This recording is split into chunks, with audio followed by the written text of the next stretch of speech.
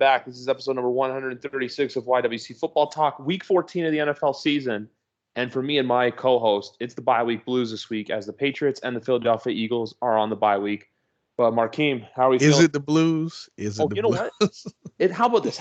It's not the blues. It's like the non-stressful week. It's the week where you don't have to worry about anything. Your team is good, though. You know what I mean, though? You don't have to worry about watching your team and stressing out over them, no matter how good or bad your team is. It's just that week you can sit back and watch football. Yeah, that's true. I'm a little sad though because the lack of big college games, but it's cool. Hey, I mean, Army and Navy, man. That hasn't been a big game in so long, Griff. Okay, because I know the other day you posted a Snapchat saying how bad the game was. And I remember saying, I enjoyed the game. I loved it. The one key where we should have known what the game was going to be like was if you go to Bill Belichick's interview with Lisa Salters, he's wearing a Navy face mask. And no one clued in at that moment. But after the game, everyone's like, we should have seen this coming. He's running a Navy offense. He's wearing the mask. Yeah, that win, man. That win ruined that game. That game was so boring. That's the most boring close game I've ever watched in my life. It was boring. You know what's funny though? Two of my favorite Patriot victories in the last 3 years were both horrible games. That one and Super Bowl 53. Oh my God, what a terrible game! But I mean, I felt wasn't that is that the Rams one? Is that the Rams one? That was the Rams one. Oh my God! Oh my God! Oh man, we were doing other shit during that game. We weren't even paying attention. A friend of mine started singing karaoke. Nobody was paying attention. Nobody.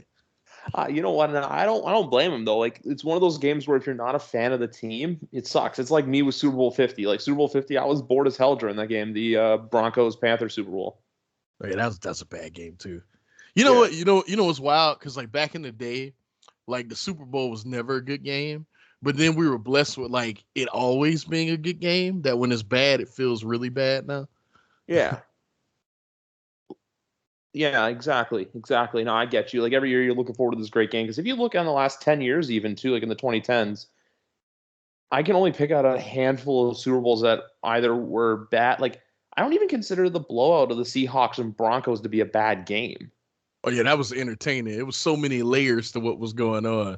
Yeah, that was entertaining. Exactly. I still remember with that game, I was coming out of half, I'm like, hey, you know what? I'm gonna give the Broncos a chance. And then Percy Harvin ran it back to the house, and I'm like, yeah, game over. No, that was surreal. That whole thing was surreal. Yeah, exactly. But with you saying the lack of college football this week, I just wanted to ask you personally. I asked my other guest I had on Sunday, Keegan, about this. You okay with the college football playoff and all that stuff? You like the rankings and how it played out?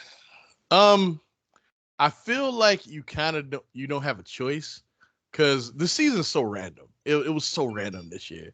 The Georgia and Bama playing out the way it did, which I kind of saw coming. You have to include both of them. Michigan beating Ohio State, taking care of business. You know what I mean? Yeah, you got to include the Big Ten winner. It was the second best conference. It's fine. Cincinnati's undefeated. They earned their way here. They've been impressive in the games they need to impress. And I don't think that there'll be a cakewalk for anybody. You know what I mean? No, I know everyone's saying what's Bama's odds of covering? What's Cincinnati's odds of covering? I think it's plus 13 is their spread at the moment. And I'm just here let's give Cincinnati a chance. Remember, they almost beat Georgia last year. Now, obviously, I know Georgia this year to last year, it's still two different teams, but they still held their own against an elite team in the SEC.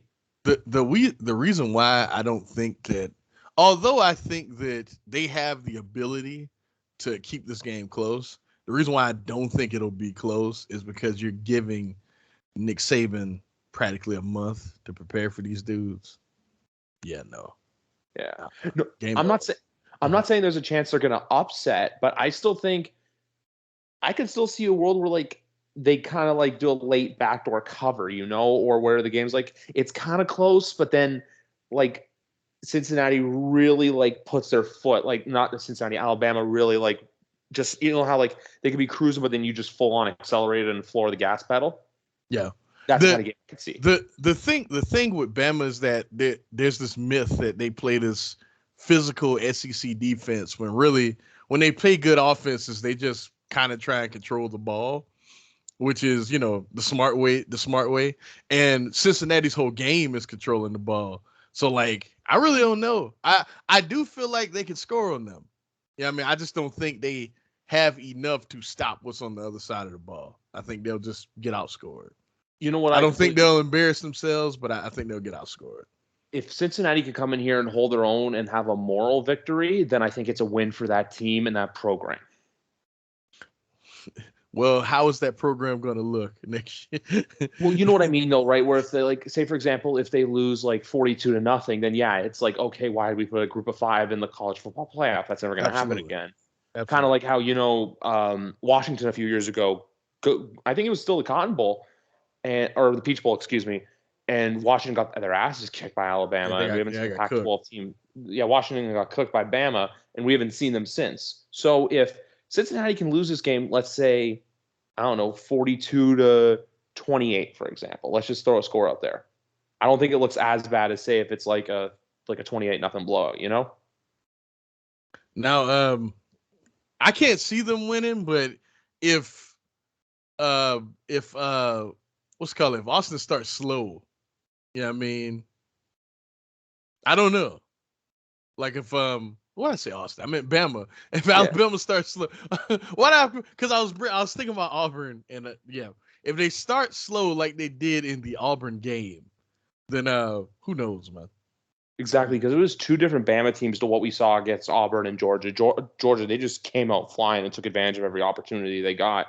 And then with the Auburn game, they had to wait until their backs were against the wall. And that's been Bama's MO. Like they start slow, and then people think they aren't as good as they are. They're still a very, very fucking good team. Very good. Like to me, the most complete offense in the country. You know what I mean? And they're still that team. It's just they always start slow, and they would be undefeated had they not have started slow when it mattered. You know what I mean? They'd be undefeated now. So yeah, they should have beat. That's why when they beat Georgia and it looked the way it looked, I was trying to tell Phil, Nightmare 10, y'all know him, friend of the show. I was trying to tell him, I was like, the dirty little secret about Georgia is from their quarterback play down to their running back by committee. That offense at times doesn't move the ball. They just kind of survive, and their defense just, keeps them in it.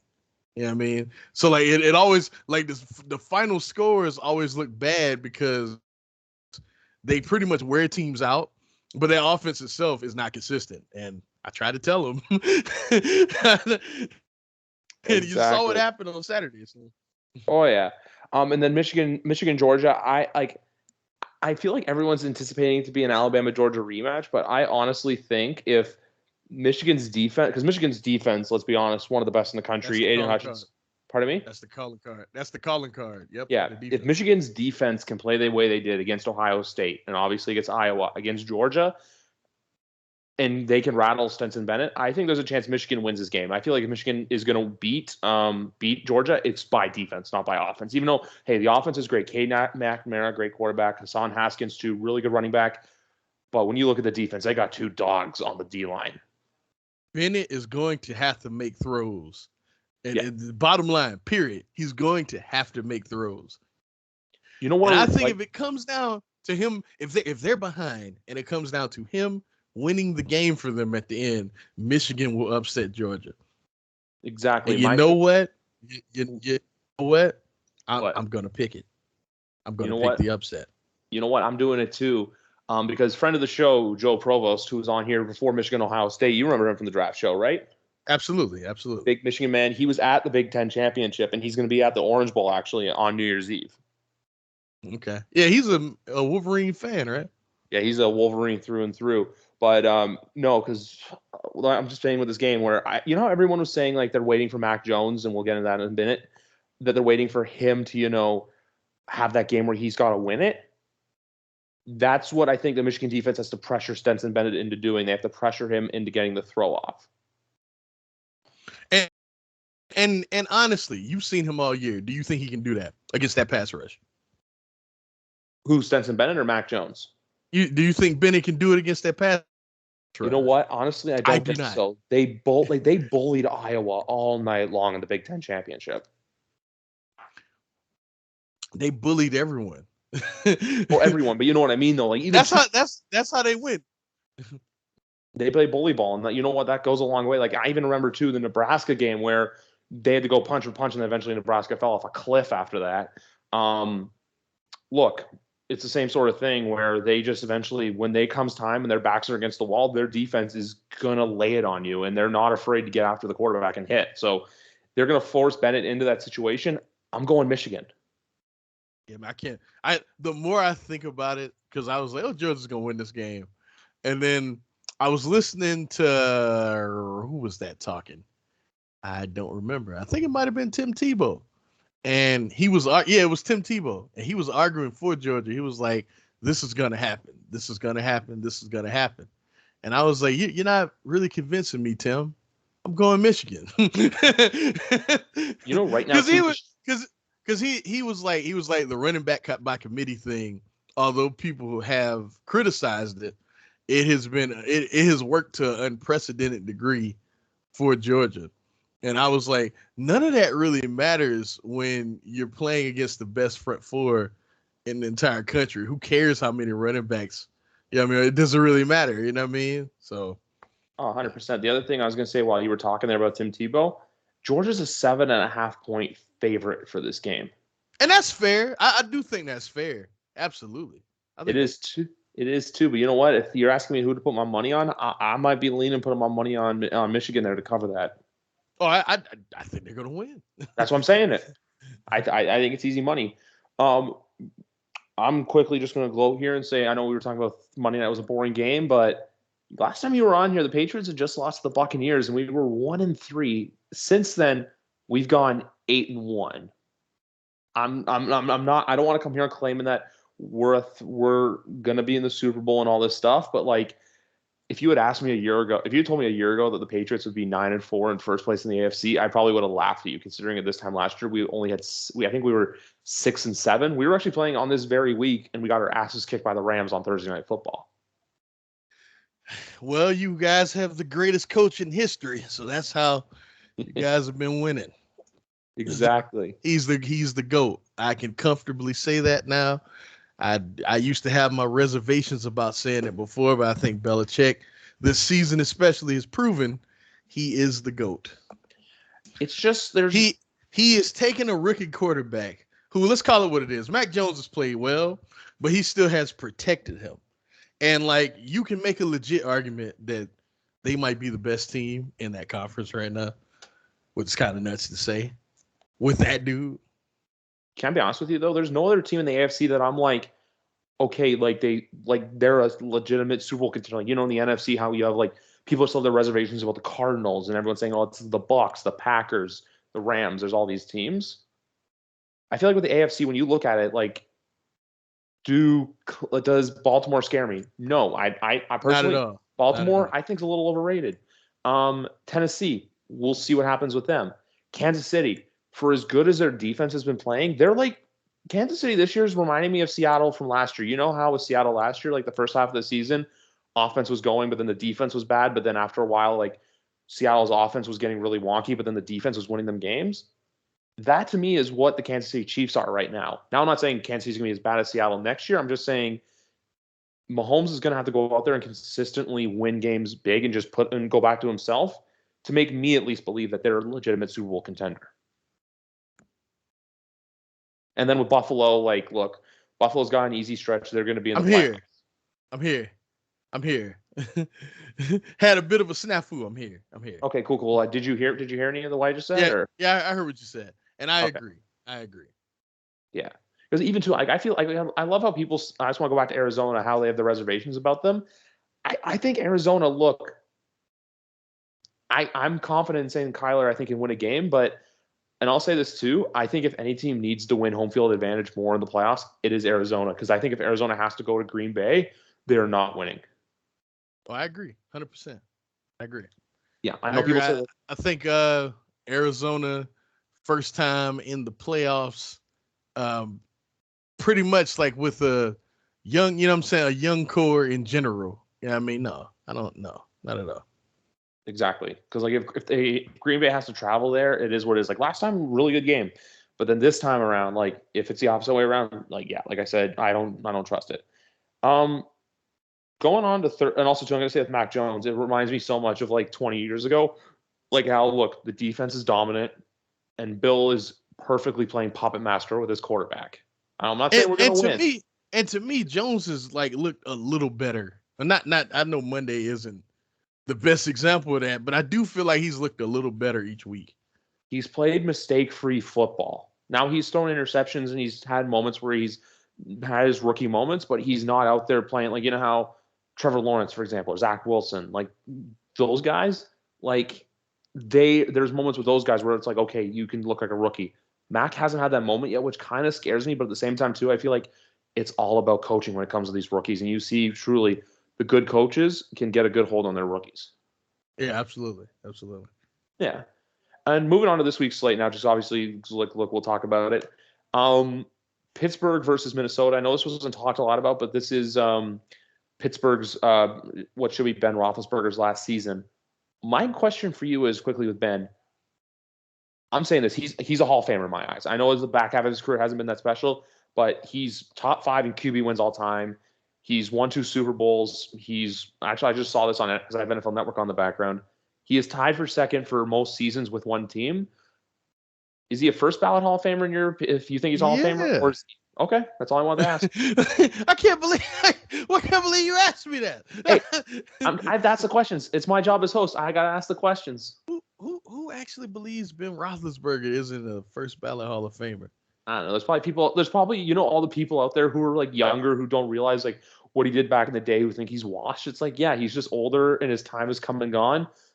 But and remember this too. He reached it. I believe he made it to the AFC Championship game in his rookie season. Yeah, and they made the Super Bowl the next year. Yeah, and he won, and then won Super Bowl. Yeah. Mm-hmm. In what arguably is probably one of the greatest Super Bowl winning catches in the history of the Super Bowl. Yeah, a dime to Santonio Holmes. Like Ben Roethlisberger is the greatest QB in Pittsburgh Steelers history. The Pittsburgh Steelers are probably the second or third greatest, organization in the history of the NFL. He's the first ballot Hall of Famer. We did this last Thursday. We ran through Terry. I know because you're the first one to say it to me. We ran through Terry Bradshaw's stats, and you're right. If he was playing in today's NFL, he would not have been as good as he was back in the 70s. Horrible. Yeah. Horrible. Yep. No, like literally, like as soon as we were bringing that up, I'm like, we literally ran down it. His QBR and stuff was horrible. It's like even too, Joe Namath is the same way where, I don't know if you know this, but Joe Namath finished his career with 30 more picks than touchdowns. He's only in Hall of Fame because of that guarantee. Yeah, the guarantee. But I also think Namath's a bit different because Namath played on a lot of bad teams. Like a lot of bad teams. That's fair. But Bradshaw, what's his excuse? I mean, some of his offensive weapons he had, like, look, Allworth and Swan. Like, what are we doing right now? Franco Harris. For God's sakes, he had one of the greatest defenses in NFL history in the Steel Curtain. Yeah. One of the best centers in NFL history, and Mike Webster, rest in peace. And even, too, it's like how we talked about before, where the Steelers, 3 coaches in 55 years. Or 53 years, excuse me. Yeah, that's crazy to think about, man. That's crazy. For as good or bad especially when you have people like the Browns who change coaches every season, or or the Jaguars, all the coaches they've been through, and they're a new organization. And look at the Texans, and it's just wild. It's wild when you think about that. Exactly. Like I even know, like for example, like Baltimore. Harbaugh's been there a while. Peyton's been in New Orleans for a while. Belichick, obviously, in New England, Carroll in Seattle. But, like, to go through 53 coaches in 3 years, what the hell? 3 coaches in 50 years, that is – I still say this, that the Steelers are, in my opinion, the best-run organization in the history of the NFL. Now, I know I like to say the Patriots, but when you look over it from the courses of time and how consistent ownership has been with the Rooney family, you can't look at a better model organization. I don't know. I don't know. Like honestly, I kind of think it is the Pats, man. Oh, it is now, but I have to say, like, if you're looking over the course of time. Yeah. Throughout the duration of the NFL, yes, but like over the last 20 years, no. Yeah, the Patriots have done everything the Steelers have done in 50 years in 20 years. You know what I mean? Like it's kind of crazy. No, I just want to go into this game for a second for tonight because the question comes up on the screen right now as they show Najee Harris doing a butterfly stretch. Do you think the Steelers can still make a run to the postseason, or do you think they're going to just be on that team, like just on the outside looking in? What's the rest of their schedule like? Because I didn't look. You put me on the spot, Griff. It's all good. I figure, you know what? Because we'll get into the game in a second, but we'll talk about it. And like I say, I'm just doing my job as host. That's all. As my internet's a little slow, so I got to load it up. So they have the Vikings today, obviously. Then they have the Titans, Chiefs, Browns, Ravens. Okay, the Titans. I think that's a win, just because all the injuries they've been going against. Which Browns team is going to show up? That's the question I ask. Who won the first matchup with the Ravens? Who won? There was the game on Sunday. Remember the Ravens decided to go for 2 with like. Oh yeah. Like okay, 10 seconds left. That was past week. Yeah, I'm tripping.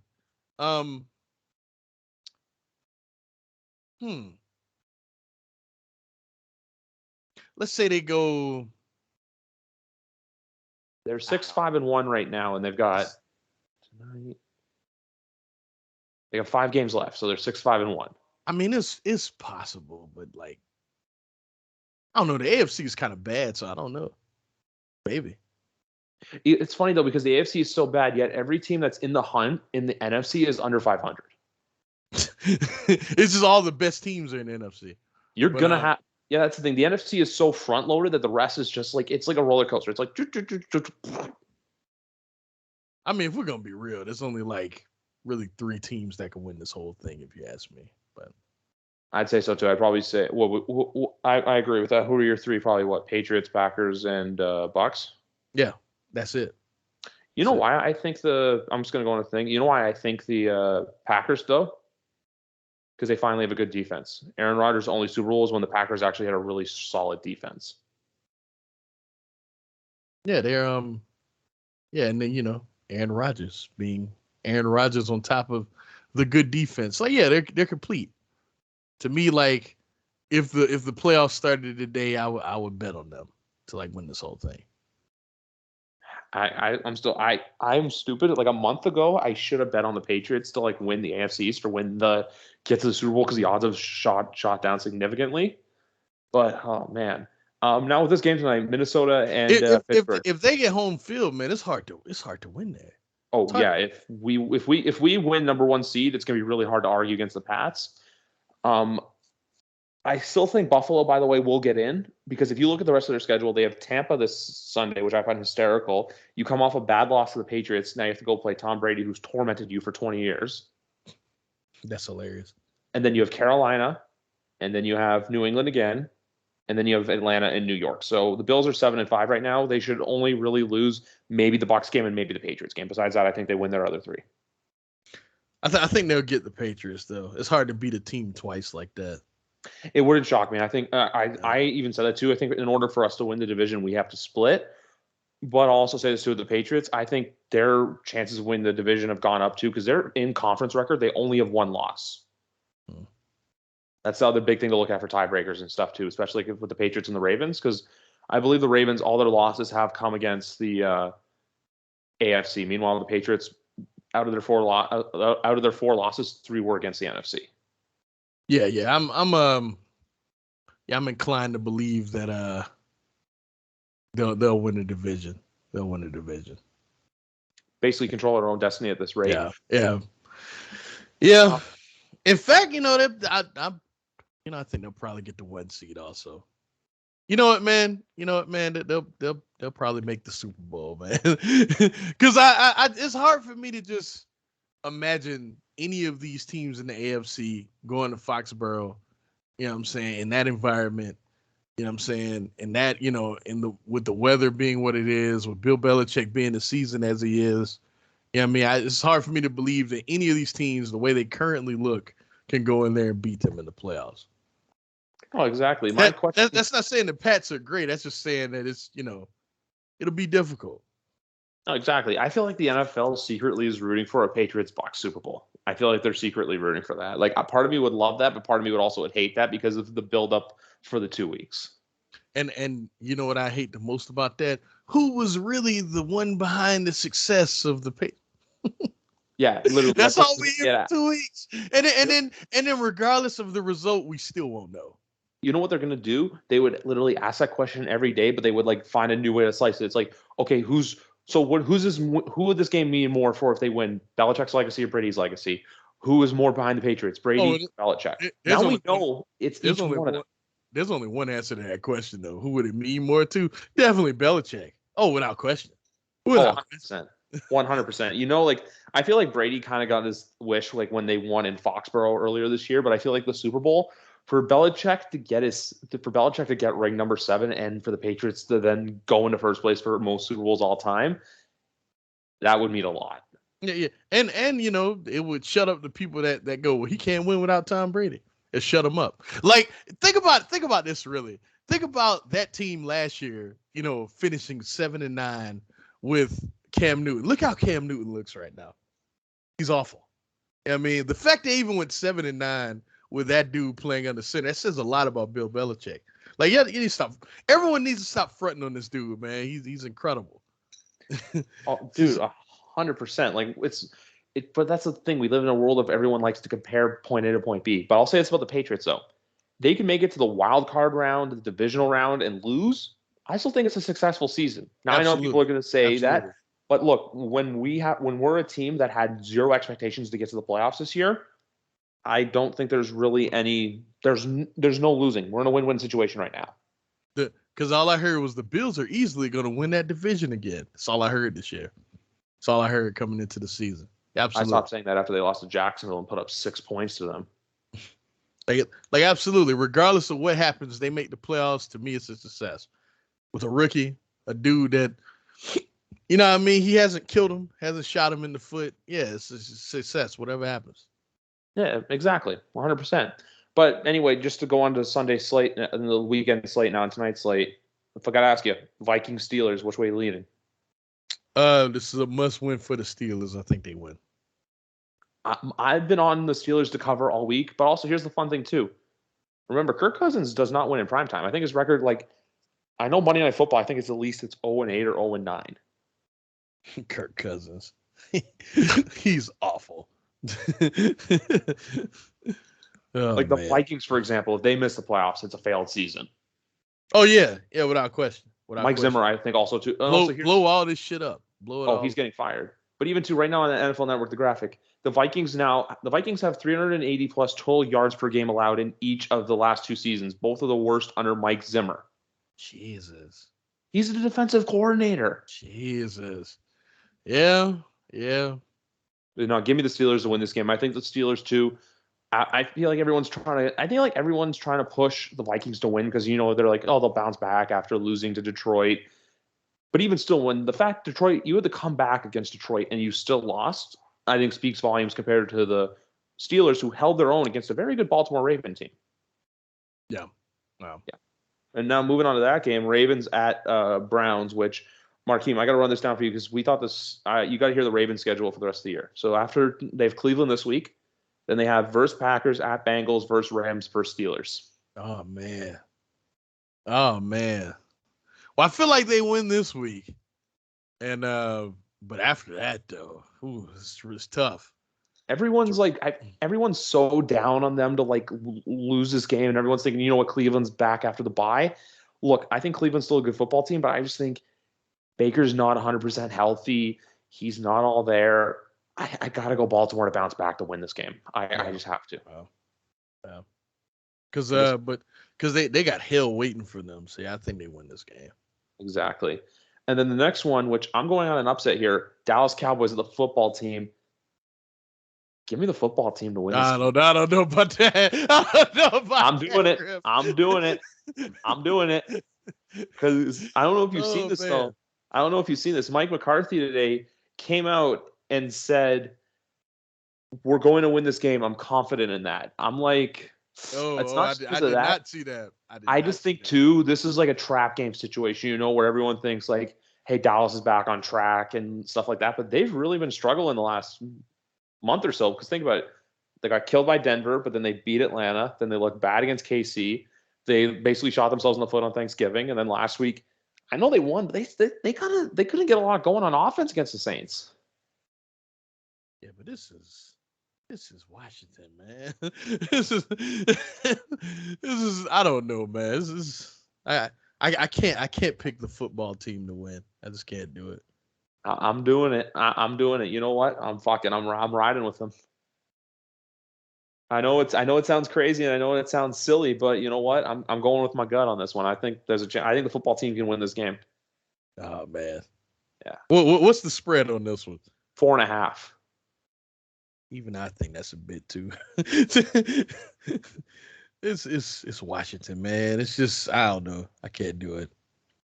I feel like too Washington's going to be in like a square one next year, where it's like, hey, we can go get a quarterback, or we can stick with Heineke, but they'll still stick with Heineke, and then they'll kind of like be a bit of a struggle. But I also feel like this year everyone was expecting them. Hey, they made this great run, won the division last year. They're going to be right there, but they got off to a really slow start. So that's my only thing with them. That's all. Like, look, I feel like too.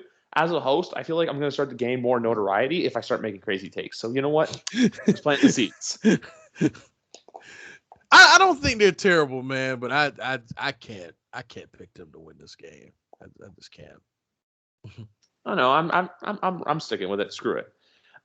Which, by the way, their schedule for the rest of the year is literally Cowboys, Eagles, Eagles, Giants. Yeah, I saw that. It's just NFC East. That's what I was looking at.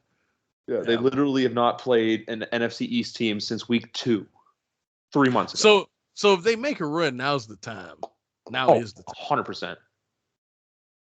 So, but it's not starting this week. It's not. Well, I don't know. At home, I don't know. Yeah, they weirdly have won their last 2 games 17-15. Yeah, I can't pick them. I'm gonna go with the Cowboys. I can't pick them. All good.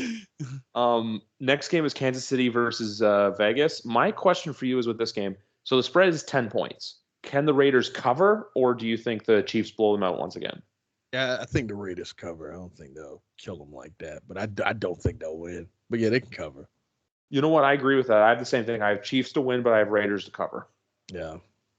I think the Chiefs kind of hold it closer. I know their defense has been looking a little shaky, but I still think, look, offensively, they can still get some stuff done. But I think a big thing, too, is going to be if Darren Waller plays. Man, at any moment, that team can explode. Like, it just happens. It's just not as consistent as it has been in the past, but they do have stretches where they just look unbelievable. So. Exactly. Like, there's games where it's like, yo, the Raiders are so good. But then here's the other thing, too. If they make the playoffs, considering all the stuff they've gone through over the last 2 months, it will say a lot. Because think about it, they had their coach get fired, and then they had the horrible, obviously, incident with Henry Ruggs. So the fact, too, that there's all that off-field stuff going on, and they're still playing competitive football, that's pretty impressive in my books. Yeah, I agree. I mean, hell, you know how I felt about their former coach, so... Yeah. Oh, yeah. I also think, too, that Rich Bisaccia is only the coach because, look, it was like, hey, yeah, you're doing this. I feel like I don't think they'll hire him full-time next offseason. I think they'll go out and get someone else. Well, we'll see. We'll see how the rest of the season goes. That's the thing. I feel like... Because if it goes well, I mean, how can you not let them give it a try? If they make the playoffs, yes, but I feel like if they just miss, I feel like you could even just have them go back to being the special teams guy, and then you bring in someone to be the head coach. That's all. I don't know. I've always been a proponent that if the interim guy, and this is any sport, this isn't just football, if the interim guy does well, like really well, give them a shot the next season. What you got to lose? You know what? I agree with that. I'm for that. That's all right. Next 2 games, because I'm going to say this because both these games should be horrible. We have Seahawks at Texans and Jaguars at Titans. Both are 8.5-point spreads. Do we give the Texans and the Jags any chance? Because I don't. Man, the Titans are so injured and beat up that even still, like, the Jags have been so bad, I can't do it. But I'll be honest with you. I thought that, sorry to cut you off, but with Jacksonville, I picked them last week to cover the spread at 13.5, thinking, you know what? hey, maybe they'll keep it close, they'll find a way. And then I was proven quickly, like, yeah, no, this team is not proving shit. They're not good. What do we know with Trevor Lawrence, man? Like, is he just like? I understand rookie mistakes and all that stuff, but there are times where he just has looked just god awful. But even to his receiving core is horrible. I know, and that's why I'm I give him the benefit of the doubt, but like still like some of like the mistakes that I've seen him make, like you can't do that, man. You just can't. Yeah, like literally too, because even still, like I was saying, like the offense and then the whole ETN injury, but at the same time too, do we still feel like the Cons are going to fire Urban at the end of the season, or do you think they'll keep him and then next year it's going to be the real, you got to do something or you're out? I don't know, because the off field stuff is kind of calmed down, but the team isn't good, so I don't know what you do. I don't know what you do. You were literally on like that week of that. Remember? Yeah, the week that happened. Yeah, that was horny. That was the horny old man podcast. Yeah, that. So I don't know, man. Like I feel like you let him finish the season, and then next year, like you give him to a point. Like if let's say like week 8 we're not respectable, you don't even get to finish this season. Like bye. So, I'm gonna say this. So week 8, let's say they don't have their bye week by then. If they're not better than 3-5, I think he goes. Like say if they're like he's gone. 1-7 or 2-6, he's gone. He's gone. Yeah. I think it's as simple as that. Look, like you have to see something. You just can't go, hey, you know what, everything's fine. No, you can't do that. Especially because, like you said, like we said, rookie quarterback, and he needs someone who will, coach him, help his confidence, things like that. Urban Meyer's a college coach, man. I mean, this is his first time doing this. So I don't know if they're struggling, halfway through the next season, though, no excuse. He has to go. No, 100%. And that's my guy, man. It pains me to say that, but yeah. You know what? It's just like it's one of those like unfortunate realities. And then like I said too, the other games, Seahawks and Texans, like literally, I look at this game and I'm just like terrible. Yeah. Who gives a damn? Literally. Who gives a damn? But oh my God, this is a game where I'm looking at that 8.5 point spread and I'm like, is there a chance that Houston can even cover this? And I'm just like, I don't want to go down that rabbit hole. Like this is a game literally where if you're betting on these games Sunday, avoid this game. Do not even look at it. This will be the game that I like to coin the face from part of my take of Barstool Sports of this is the game that Red Zone will ignore. Yeah, that's funny. Yeah. And that's because who cares? Who cares? Like honestly, this is one team that is bad and one team that is a disaster. Who gives a damn? Exactly. I love the laugh. Just the simple like, who gives a damn? Oh my God! Even this. I guess the Seahawks, but who cares? There's a lot of games. There's a lot of games this week that are like, who cares? Like even this one too, like Saints and Jets. Like I know the Saints. Like look, ever since they were good, and then Jameis got hurt when they were 5-2. Then he got hurt. It hasn't been good since. This game against the Jets, though, I'm looking at it like 5.5 points. I'm like, I can see a world where the Saints, you know what, they bounce back because when it comes to defenses, I trust the Saints D more than the Jets D, especially last week after the Jets D got walked all over by Gardner Minshew. At least if you're a Jets fan, you could say, well, let's see if they play better. Let's see how they play. I mean, there's at least something there to latch on to. You know what I mean? With the Saints, like, bro, your season's in the shitter because you were good. Your guy, you know what I'm saying, when you were good, went down and hasn't been good since. It's a lost season. But at least with the Jets, you didn't expect to be great coming into it. But, this you can kind of see what's going on, see what's there, things like that. That being said, I think the Saints win. Oh, 100%. 100%. I still think, like, yeah, if you have to ask me if it's like one of those, like, this is going to sound dark, but, like, those, like, gun to your head situations, like, if you have to say, if you have to absolutely make a pick, I'm going with the Saints here. Yeah. I think this is an ugly game, though, where the under of 43 hits, though. Yeah, it's gonna be awful. It's gonna be a bad game. And then even too, we have Carolina and Atlanta. Like, I don't know, but Again, who gives a fuck? Like, bro, oh my god, I'm so glad I'm gonna be busy on Sunday. I'm so happy that I'll be busy on Sunday. Who cares about this game? Who is possibly excited about the Panthers and the Falcons? Who's gathering their friends together to watch Panthers and Falcons on Saturday? I mean on Sunday. Who's doing that? The one thing I didn't realize until now, though, that they're both 5-7. Like they found a way to win 5 games. But like if you look at the losses for especially with the Panthers, excuse me, like not the Panthers, the Falcons, like okay, they held their own with Tampa last week, but then they got killed by the Patriots 25-0. They got killed by Dallas 43-3. And then when they lose, they lose. You know what I mean? They don't just when they lose, it's bad. Exactly. It's not just like, oh yeah, you lose. No, you lose and you get your ass kicked in the process. Yeah. Well, but this game, I'm going Panthers. Like it's one of those things. Like, look, if I have to pick someone, I'm going Panthers. I don't know, Griff. I don't know. Does it matter? Does it really matter? What does this change? It changes absolutely nothing.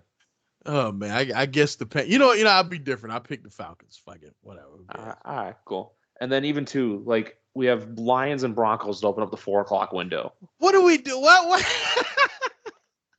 Who is responsible? I know they didn't know this would happen.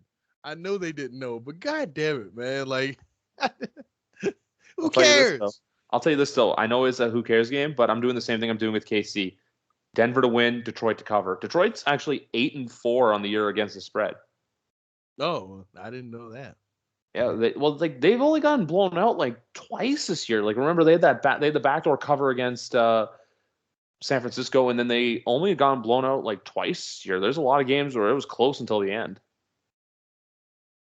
I just remember Thanksgiving was funny. These are 2 real NFL teams. One of my cousins said that. These are professionals, man. You know what Thanksgiving was like? So like how it's like the first. So say if we're eating a sandwich, you have a piece of bread, you have the meat and the cheese and the fixins and all the sauce and the veggies if that's your thing, and then you have another piece of bread. It's basically eating a sandwich with fresh ingredients but stale bread. That's what Thanksgiving football was this year. Yeah, it was. Yeah. And it was. I know it's tradition, but like the NFL has to look at it and be like, okay, get Detroit off of Thanksgiving until they're good. They won't, but they should. I mean, it makes too much money, man. Makes too much money. They pack that stadium and makes too much money. Their attendance went down like 10,000 people from like the game on Thanksgiving to the game against Minnesota. That's how it is, man. That's just what it is. And I just felt so bad. Like even too during the game was funny because like they had the 2 halftime shows and like Big Sean's performing during that one, and I feel like in the stadium no one gave a shit about it. But yeah, that being said, the Broncos will probably win. But I don't know, man. I don't think they're terrible either. They're just not entertaining. Yeah, they're just, I don't like watching them. That's a very fair thing. They're not entertaining. Like they're a frisky football team, but like they're not a team where you look at and you go, ooh, like you scare me, you know? Like what stars on that team that's much watch on the Broncos? I like the rookie Javonte Williams. But is he must see TV? That's the thing. No, like even too, like he's like they're good, but they're not like, oh my god, these guys are awesome. It's like tonight how I'm looking forward to watching Justin Jefferson play. Yeah, like he's box office. Yeah. To quote Stephen A. Smith, he is though. He really is. Exactly. Like I'm not looking at like, oh my god, I have to watch this game for Javonte Williams, Cortland Sutton, and Noah Fant. Yeah, no, not at all. But here's the thing though. Like I don't know if you've seen this, but the Broncos are paying like Cortland Sutton got an extension, Tim Patrick got an extension. They're all doing this, I feel like, in the hopes that they're going to land one of these big fish quarterbacks in the offseason. Finally, huh? They've gone through 10 quarterbacks since Manning retired. Yeah, finally. Yeah. But even too, like the next game on the slate, Giants at Chargers. Oh, yeah, the Chargers will probably win. They're fighting for their playoff lives, you know what I mean? Especially if Jake Fromm's the starter. The Giants are annoyingly inconsistent, they annoyingly underachieve. all the time. There's a lot of talent on that team, but they don't really fit well together. Ton of talent on that team, man. That's a very good. The pieces don't fit though. Yeah, I completely agree with that. The pieces, like, they're there, but they don't fit. Like the Chargers, I feel like they're that team that, like, everyone's like, Daniel Jones is bad. you know that meme, because I actually have two memes for different teams. You know the Bad Luck Brian one from like 2011? Yeah. That's the Minnesota Vikings. And then I feel like everyone for the Chargers waiting to, like, have a good season is, you know that meme where it's like the guy poking I think he's poking something with a stick, where it's like, come on, do something. I feel like that's the Chargers. Like, we're all waiting for them to finally hit their peak and, be a playoff team, but their run defense has been horrible this year. I mean, they're still in the mix though. The thing. They're not they're not eliminated. They're still in the mix. I still feel like they can. I want to look at their schedule actually, because I feel like I feel like this game is just pretty obvious that we're picking the Chargers to win. But they have the Giants, and they have the Chiefs, and they have the Texans, they have the Broncos, and the Raiders. Yeah. They're 7-5 right now, so let's see if they go to 8-5, 8-6, 9-6. I think this is a 10-7 football team. That might be enough. I honestly think 10-7 will be enough to get in the playoffs this year. Hell, I wouldn't be shocked if you saw an 8-9 team sneak in. Oh, Daniel Jones structural damage to the neck. Yeah. Ooh, I didn't know that. I didn't know that. You remember when they said I knew it was bad. I didn't structural damage to the neck. Where did you see this, by the way? I just saw it. I saw it on what's it called, on ESPN. Okay. And also in good news with the Patriots as well, Hunter Henry just gave birth to his wife just gave birth to a baby boy on Sunday. Oh, okay, that's what's up. Yeah, congrats. I just saw that from. I mean, Jones, but like, okay, I'm still reading about this Jones story. It was like the promising young quarterback. He was bad before he got hurt in week 11. He's just bad. He's not good, man. I wasn't on here since, it's been a minute since I've been on here, so I just wanted to say that. It's all good. He's not good, man. Tonight, so NFL Memes posted a photo of both logos. Catch the We Couldn't Beat the Detroit Lions Bowl tonight on Thursday Night Football. Oh, that's funny. Yeah. I said that I had to say something about that, but no, we'll ultimately see what happens. But like, look, I think I've been thinking 9-8. You might even see an 8-9 team sneak into the playoffs. Yeah, this year, man. Like it's especially in the AFC, because like all these teams towards the bottom, they're still alive.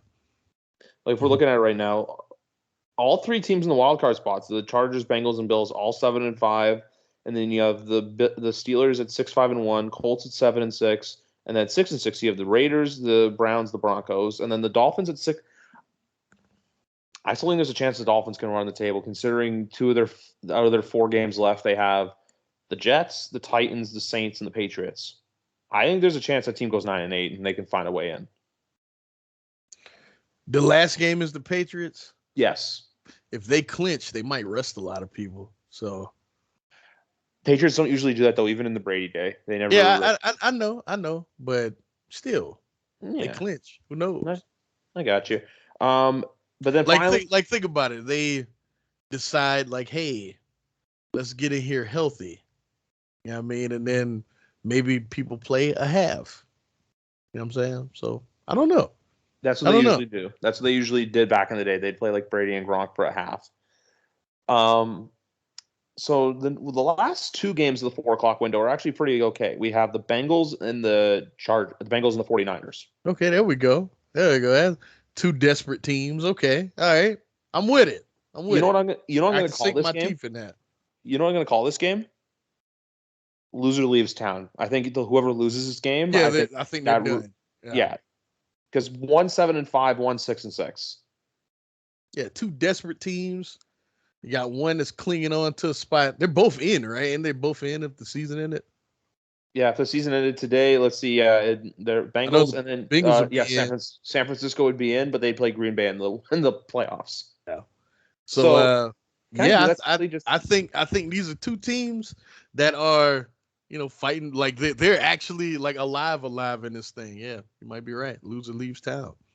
Exactly. I think it's the best way to do it. And then obviously 425, the marquee match for the week. We have the Bills visiting the Buccaneers. Okay. I think the Bucks win, but that Niners game though, man, I don't know. The Niners game is sneaky. That Niners game is a sneaky good game. When it comes down to it, I want to go. I want to go Niners just because I feel like I trust them more. But at the same time, too, they're still banged up. It's tough. It's a tough game. I think it's a toss up. Spread's only 1.5 favoring the Niners. Man, I don't know. It'd be cool. It'd be cool if the Bengals got in the playoffs though. I'm rooting. I'm gonna pick the Bengals just because I'm rooting for them. I think. Yeah, I'm gonna change my pick. I'm That'd gonna be cool to see.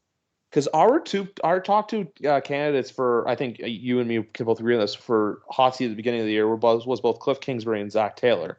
I think both have their jobs secured for next year. Yeah, I think so too. Yeah.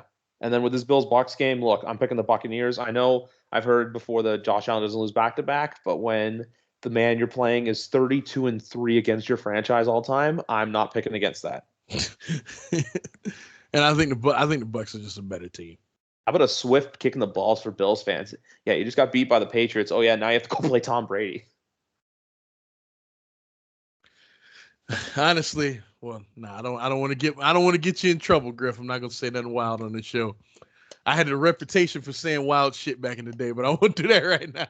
We'll say after the record button gets after I press the record button to turn off, we'll have those takes. And then Sunday Night Football, in which a game I still don't understand why it is why it's Sunday Night Football, but the Bears and the Packers. Look, I know it's a rivalry, I know it's historic, but like Jesus Christ, the Bears do not need to be on primetime this much. Both the Bears and the Vikings are on primetime this week and next week. Next week for Monday Night Football, it is Vikings and Bears. Like, no. What? Yeah, next Again, Monday night. Who wants to watch that? Who wants to watch that? Honestly. Who what honestly, what fan base is like, yeah, I can't wait to see, Bears and fucking Vikings on Monday. Like, who's doing that? Well, who's doing that? Next week too, we also have Houston playing Jacksonville. Like, what do we do? Look, I know they didn't know this would happen. I understand. But you kind of look, Monday Night Football, you kind of should have known that, look, these teams won't be good. Like, because I don't think anyone thought the Texans would be good coming in this year. We knew the Jacksonville Jaguars had a rookie quarterback. Like, who wants to see that, man? Who wants to see that? No one. This game, though, I'm saying this right now, for Bears and Packers, the spread is 12.5. Give me Green Bay. Give me Green Bay. I think Green Bay is going to kill them. Yeah, absolutely. Yeah. No matter, and also too, like Matt Nagy's literally going to be week 17, like coaching the game, and it's just going to be like, oh, hey, yeah, Matt, you'll be gone in like the next 6 hours. Like, we all know what's coming. After the game, you're going to get called into the office, and it's going to be awkward, and it's going to be, all right, thank you for your service, Matt, get out. The funny thing about him, poor guy, you just tell he still cares. He's still out there getting upset at calls. Like, man, you know you're going to get fired. Like, why do you care so much, man? But his team doesn't. That's the thing. Yeah. And then one last game, the Monday Nighter, which I'm excited for this game. Rams at Cardinals. Oh yeah, that's going to be awesome. I just love how the Monday Night Crew has to go from like the snowy hell that was Buffalo, the snowy, windy hell of Buffalo, to the desert. Isn't that kind of funny? Yeah, I do think the Cardinals are better. Yeah, you know what? I think they are better. Here's the other thing too with this game with Rams Cardinals. Like the Rams, like their front four, I know they have Aaron Donald, but they haven't been like impressive. Like I don't even think Vaughn's gotten a sack since he's gotten there. Yeah, I don't know. Because here's the thing. And that move is huge, don't get me wrong. But like the thing that a lot of people don't realize, and this comes from, I know it's gonna sound stupid, my very low experience level of actually playing, high school whatever. But continuity means a lot because I remember my junior. This is gonna sound very, very narcissistic, but it's true.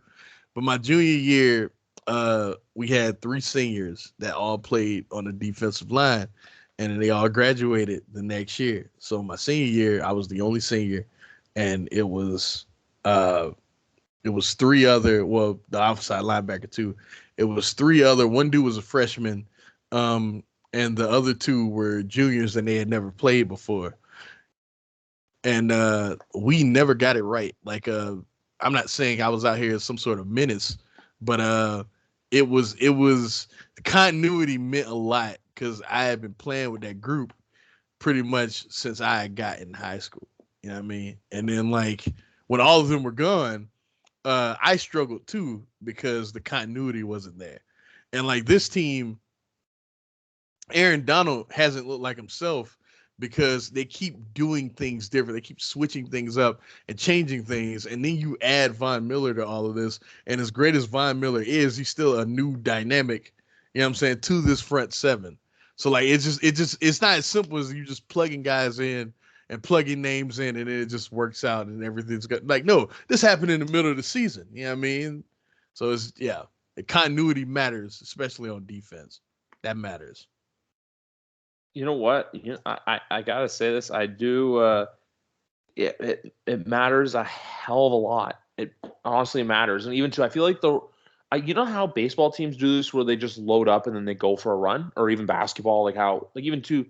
Aren't the Rams kind of like the Lakers right now, where everyone's expecting them like be this great team, and then that's a very good point.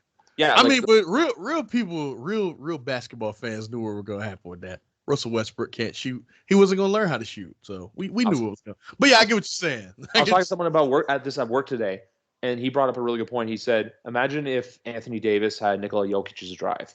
Exactly. So it's the same thing with the Rams right now. Like, it's the exact same thing. Like, I'm going Cardinals here. I think, look, they've been the most consistent team all year. They're looking good. But here's the thing, though. If the Rams lose this game bad, like, think about it. Before the game against the Jaguars, Titans beat them good. Niners just embarrassed them, and then the Packers outplayed them and made Matt Stafford look silly. Like, this is a game where I look at it, I'm just like, you know what? Man, I am not. If you're like thinking the Rams are going to win the Super Bowl because of all this, you better start rethinking that. Yeah, that's just like maybe next year. Yeah, I mean, if they can keep a lot of this stuff together, maybe then. But yeah, but if they could bring him back, like for like the discount, maybe. Yeah. You know what I mean, but like, it's just it's a lot to just, I mean, expect him to just come in and it's just jail because like it doesn't happen that way, man. Continuity matters.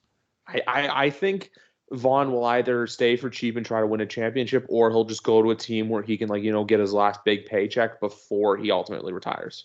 Yeah. And I'm only saying that because he's already been in the league this will be his 12th season next year, I believe, 12th or 13th. Man, that's crazy. Boy, way to make me feel old there. Way to make me feel old. Dude, that I know you're older than me, but that draft happened, and which I still say is probably the greatest draft of our generation so far. Obviously, like, because unless you want to count 1989 for you, because I know you're older, but in the 2000s, that 2011 draft's one of the best. Yeah, that draft's insane. If I'm thinking, that draft's nuts.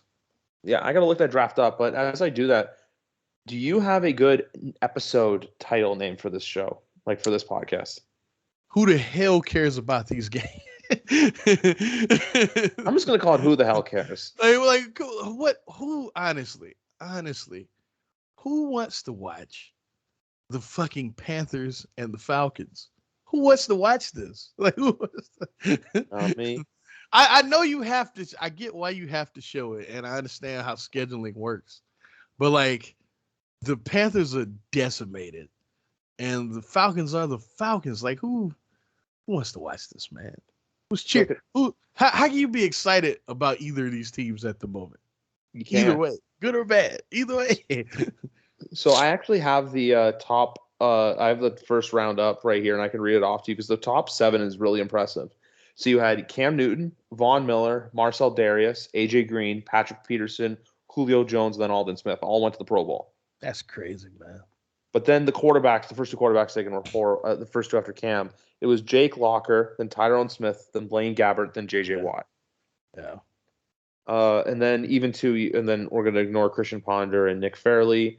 Robert Quinn, Mike Pouncey, Ryan Kerrigan, Nate Solder, Prince Amukamora, Adrian Claiborne, Cameron Jordan, Mark Ingram, Cameron Hayward, Andy Dalton, Colin Kaepernick.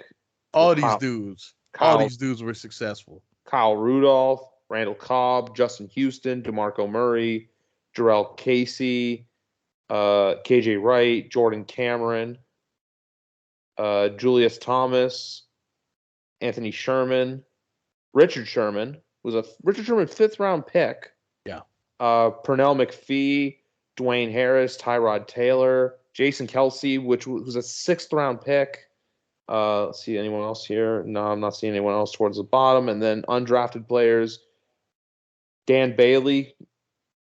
Who else on here? Mario Addison, Kai Forbath, Chris Jones, Chris Harris Jr., Dontrell Inman, Patrick DeMarco, Doug Baldwin. So Chris Hogan too. 2011 is probably the best draft of our generation. I still have to say though, if you look at best of all time, I still have to go 83 or 89. Yeah, it probably 83, to be honest. Exactly. But anyway, I think it's about time we wrap up this show. It's been a good podcast. Hopefully you guys are all set and enjoy Week 14 of the NFL season. Markeem, it was a blast, and we'll get to do this again sometime. Oh, hold on. Before we get out of here. All right, cool. I don't get what my Hokies are doing. You fired Justin Fuente, who you should have, by the way. You should have. I don't even remember dude's name, but I was like, Jacksonville Jaguars tight end coach. That's lit. Like he wowed you that much that you replace a dude like you hired Fuente for a reason because you saw what he did in Memphis. You saw how he turned around that program, and you go, "Hey, let's bring him in to replace one of the greatest college coaches of all time." And I get it, but you don't have to make this decision now. Like we have a whole offseason in front of us. We don't know what the carousel is going to look like. Because not all the moves have happened, but they've already made their decision. They're bringing in the Jacksonville Jaguars tight end coach, and I'm gonna keep saying it that way because I don't know who the fuck this guy is. Can I? I'm also going to say something about the college coaching tree or carousel. Excuse me. I told Big Rat like a year and a half ago on one of his first appearances on here. I said Mario Cristobal. I basically said to him that I was like, "How long until Mario Cristobal coaches at Miami?" And now look where we are. What did he say? Curious. He was like, I think he wanted it, but he was like, he just knew what the buyout was going to be from Oregon. So I felt like I didn't know if they were going to do it. But after we saw what USC did to get Lincoln Riley, I think any college will be willing to pay the money for their guy. That's insane. That whole situation is insane. Like they bought both his houses for $500,000 over asking. Bro, Lincoln Riley, offensive genius, but I think he's kind of a punk, man. He's kind of a punk. He ran. Let's call it what it is. He ran from the SEC. He ran from him. He ran from Nick Saban. He ran from the environments every week. He did that to take a job at Southern Cal, who have pretty much been rebuilding themselves since Pete Carroll left. And this is the job you take. Come on, man. That's a bitch move. That's a bitch move. Don't get me wrong. I would take the money too, but he really took this job for the money. 100%. Isn't it kind of funny that if they had won against Oklahoma State, he doesn't take that job? I don't know. I don't know because Oklahoma to the SEC. That's happening. It's happening. When is that happening exactly? Because I know there's Cincinnati, UCF, Houston, and I want to say BYU moving to the Big 12. I think in 24 or 25. Yeah, I think that's the year. That same year, I want to say. I believe it's that same season. Did you like the Brent Venables hire for Oklahoma though, or not really? I mean that's if you're scrambling for a guy, that wasn't bad. It's not a bad hire at all because they, I don't think they expected to lose Riley. I don't think so either. So if you're scrambling to get a guy, that's not a bad guy to get at all. Man, you know who would have been good for them? Urban Meyer. I loved everyone saying that for Notre Dame, and then everyone was just like, no. Like I like what Notre Dame did for coaching, honestly. Man, that situation was crazy too. I just like the fact they kept everyone in house. Like, I don't know if you saw this too with Miami, but you know how Oregon has that one strength and conditioning coach with the not the giant mustache, but the really well kept mustache. Yeah. He's going to Oregon with Cristobal. Or he's gone from Oregon with Cristobal. Excuse me. Oh, that's cool. That's cool. Yeah. Like it's not like it wasn't, if you're scrambling for a guy, he wasn't a bad dude to get. Yeah, exactly. It's one of those things. I understand. Yeah, I agree with that. And then I also like the Billy Napier hire for Florida. May take a while, but I just say we'll see. We'll see. That Florida, man. I'm not saying that they should have kept Mullen. No, I'm not saying that. But I do feel like they fired him without a plan. Yeah, they just kind of fired him for the sake of getting. They fired him because they felt like they had to. Exactly. And then I was going to say this too. Do you think Coach O will end up anywhere, or do you think he's going to kind of lay low for a bit? If I'm him, I just chill, man. I just hang out. I'm in no rush to get back into coaching if I'm him. But I'm not him. I don't know. I think if someone offers him enough money, he'll do it. But I think if not, I think he doesn't mind laying low for a couple of years. Yeah, I just chill, man. Exactly. You have a quote national championship, end quote. Just chill. Well, I mean, that might be the greatest year in college football history that we've ever seen. Yeah, from any team, definitely the best year from a quarterback like we ever seen. And I don't think it'll ever be topped either. I think that Joe Burrow has the greatest season any quarterback will ever have in history. Oh, 100%. Like I just think he played perfect football every game. You know what I'm saying? On the big stage, little stage, perfect football. He did not have a bad game that whole season. Yeah. Greatest season ever. And it'll never be topped. Oh, never. Also, I have something to say too about the bowl games, and more importantly, one New Year's Six game I saw some people dunking on. I am actually really excited for the Rose Bowl this year between Utah and Ohio State. Hey, that game's gonna be amazing. I don't, because I'm hearing like people say, "Oh man, Ohio State's is gonna crush them." All right, okay. Utah can run the ball really well. Run the ball. Good defense. Okay, that's all I'll say. Okay. They dismantled Oregon twice in a 2-week period. Just saying. I think Ohio State's gonna win also, but that game's gonna be amazing. Yeah, and also I think Oklahoma State, Notre Dame, good game. That's gonna be good too. And then I think Baylor and Ole Miss could be a good game as well. I don't. I don't. I hate to give that fool his credit, but he's done a good job this year. Lane Kiffin's done a good job with them. Yes, I also think too the coach. And I can't believe you have no idea how big that is for me to say that, Griff. But he's done a good job this year. Yeah, and there's all the rumors with him too going to Florida and stuff as well. I think he's going to stay at Ole Miss for a bit. If I was him, I would, because the first time he's been anywhere, and it worked. Just stay where you are. Oh, what a horrible coach! I don't give a fuck. I know he's done well this year, but I hate him. Can't stand him. You know what? I completely understand. Hate everyone. Everyone has different ways of thinking of different people. It is what it is. Ever since he ruined Matt Barkley's life, he stole 2 Gatorades from me. It's a long story. Like I'm not. That's a true story too. He stole 2 Gatorades from me, and he ruined Matt Barkley's life. I hate that guy. Fuck him. Oh my. Just plain old fuck him. Who cares? Ask Kid about that. If you don't know that story, ask him about the Gatorade story. He'll tell you. You know what? I'm gonna have the 3 of you back on. I'm gonna have to do. We'll have to do a podcast, the 3 of us, sometime. Yeah. Phil knows that story too. All right. You know what? Any one of those guys, like if even 2, for example, like I was trying to get maybe try to find a third person for tonight, whether it be like Phil, Big Rat, Danny, like any one of those guys, because 2-person podcast is fun. 3 is good. 2 to 4 is my ideal one, and then I've done it for 5 before, but 5 is just too many in my opinion, because sometimes someone will be not talking for like half an hour. Yeah, 5 is too many people. Yeah. Oh, but anyway, guys, this has been Who Gives a Shit About These Games? Or should we do Who Gives a Shit About These Games? I don't want to do it too long. I'm just going to say Who gives a shit? Yeah, who gives a shit? Some people are gonna see the title and be like, "What?" I'm gonna be What? like, "Descriptions, the title, this." Or no, how about we do this? Deceiving title. Who gives a shit? Yeah, who gives a shit? That's funny. I'll just put deceiving title in front of it though, just so people don't like get away from it. They're like, "What the hell?" But anyway, guys, thank you very much for listening. Episode number 136 of YWC Football Talk. I'll be back with the football guru himself, Russell Baxter, this coming Monday night. So stay tuned to that. Enjoy Week 14, everyone. Have a good night.